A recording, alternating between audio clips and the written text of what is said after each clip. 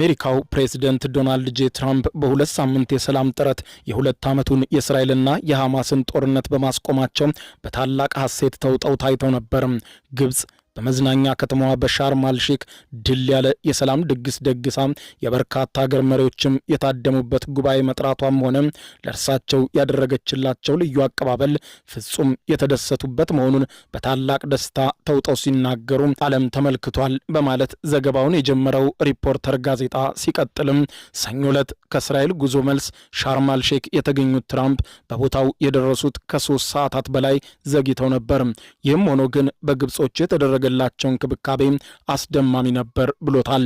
ራሳቸው ትራምፕም ከኛ የተገዙ ምርጥ ጀቶች ሲሉ የተናገሩላቸው 6 የግብጽ F-16 ጀቶች የትራምፕን ፕሬዝዳንታዊ ኤርፎርስ ዋን አውሮፕላን አጅበው ሲያሳርፉት ታዩ። ግብጽ በምትኮራበትና ተውቦ በተሰራው የባህር ዳርቻ መዝናኛ ከተማዋ በሻርም አልሼክ ጎዳና በፕሬዝዳንት አብዱል ፈታህ አልሲሲ ታጅበው በሊሞዚን ሲያልፉ በቀጥታ የቴሌቪዥን ስርጭትም ታይተዋል። እንደነ ሳውዲ አረቢያና የተባበሩት አረብ ኤምሬትስ ያሉ ሀገሮች መሪዎቻቸው ባይገኙም መድረኩ የትልልቅ ሀገሮች መሪዎች የታደሙበት ነበር።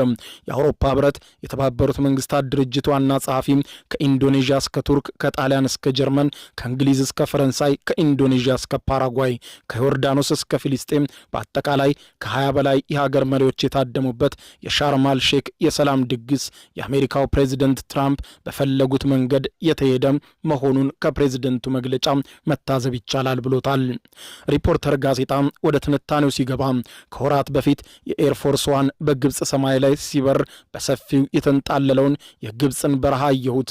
እነሆ ዛሬ በሊቢያ በረሃም በአካል ተገናኝተን ለዓለም የሰላም ብስራት አብስረናል። ግብጽና መሪዋ አልሲሲ ሳይጠበቅ አስደናቂ ነገር ማድረግ ይችሉበታል።